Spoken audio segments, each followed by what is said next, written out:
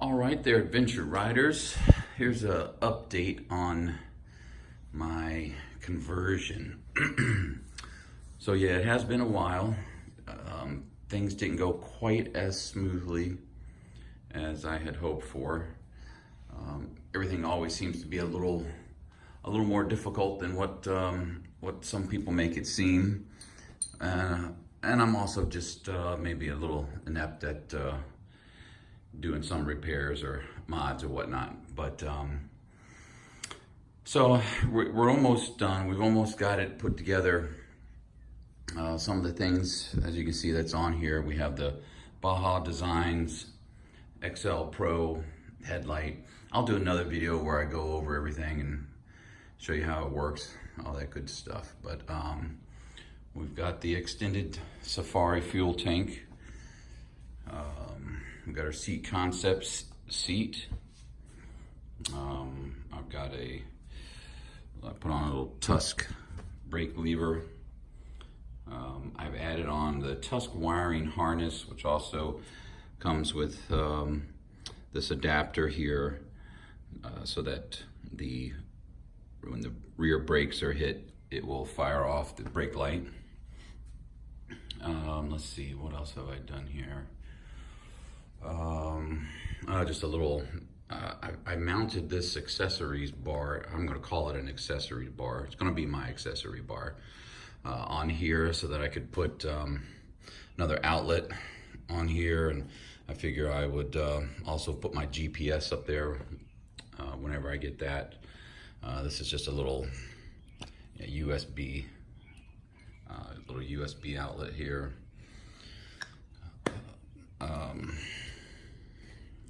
What else? I've got on the 12 o'clock Labs tail lights, the Edge 2 tail light with the license plate holder. All this works really well now. Also, got the keyed ignition, which I'm not too sure if I really need it or not. But hell, maybe it's just another deterrent that keep someone from hopping on the bike and stealing it. Got the Tusk compact control switch here. Everything works wonderfully. Horn, turn signals, off, low beam, and high beam. And that is about it for right now. I'm getting ready to replace the tires with some DOT tires. These are excellent dirt tires, by the way, but they aren't DOT. These are the Michelin Starcross 5 soft tires, but they are not DOT. So I had to go out and get some DOT tires, and I went with the Dunlop 606s in the back, and I'm going to be putting on a Pirelli, I think it was an MT21 in the front. Again, the front I have on here is the Starcross 5, also by Michelin. But I will be changing out, the next steps, I'll be changing out this front, the front sprocket and the rear sprocket. I'll be going to a 14 in the front, and I think it is a 47 in the back. So we're not wound out. We're not wide open going down the highway at 60, 65 miles an hour. But anyways, it's coming along. Had a lot of issues with integrating the wiring harness into the headlight, into this new headlight, getting that integrated and it all wired up together with the Tusk controller. But I tell you, I mean, I got on the phone and emails with engineer with Baja Designs, post-sales support guy, very good. I had Rocky Mountain ATV engineer to go over this Tusk, the Tusk stuff, and I've even been on the phone with the 12 o'clock Labs guys, and everyone was, they all went above and beyond. That kind of blew me away, the tech support that I got from all three of those companies. they were actually calling each other for me to get this thing squared away. So when I go over the functionality of everything, and once I'm pretty much said and done, I'll kind of go over what as best I can what some of the hiccups were. It just all had to do with wiring, how things should be wired together, and that's definitely not my strong suit. I'm more of a mechanical person, so electronic diagrams just kind of baffle me. But anyways, and so one of the things I wanted to say here too real quick is, so this tank, if anyone ever gets this tank, you're gonna have two bolts that go in the side of each tank. That actually the only two that hold the tank on. Those are a major pain in the ass. Not the stock ones, the ones that come with Safari tank.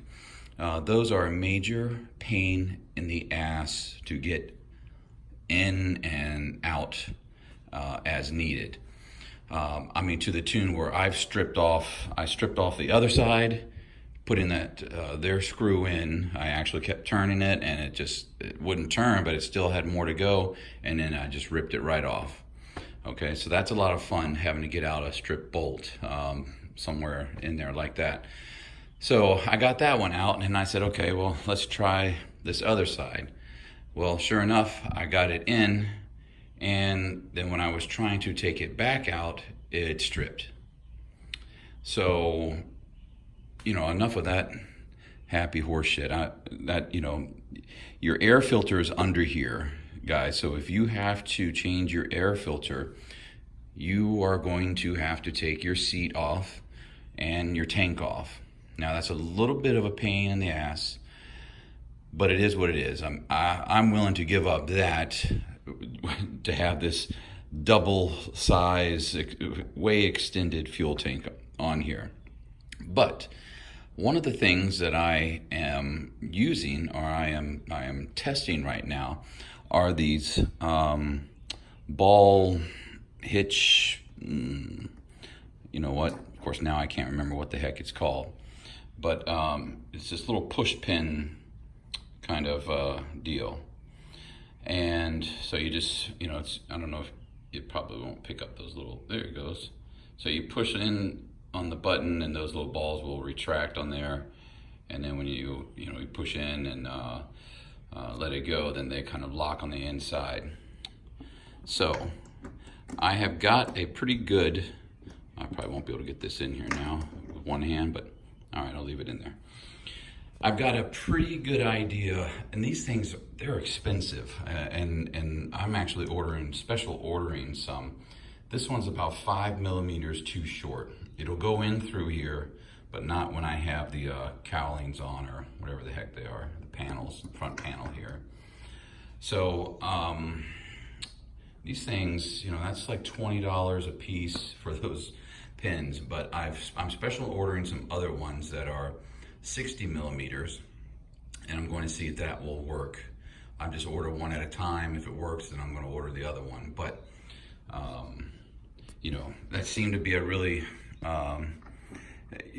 time-saving idea. Of course they have, this particular one has the D-ring. I can take it and connect it to, something around here just in case it happens to fall out. But it seems to stay in there pretty solid. Anyways, for anyone who has this tank on this bike, and I don't know, it could be even the 250 model, you should know by now that bolt's a pain in the ass. And if not, maybe they just sent me some jacked up wrong size bolts, M5 or M6 bolts, whatever they were, but that was no fun. Anyhow, so that's pretty much all I got to say about that. Thanks for watching. Stay tuned for the next one. I'm getting close on getting this bad boy all together and ready to go, and then I'll take them in, and I guess I have to take it to the state police office to have them inspect it and see if it's roadworthy. But a few more things to do first, and then I'll get it over there And that will probably be my next videos once everything is all back together, everything's been tested properly and it's good to go. I had it out on just a real light riding the other day, and yesterday, I guess, day before yesterday, and it seemed to work just fine. Anyways, guys, all right. Hey, thanks for watching, and stay tuned for the next one. See ya.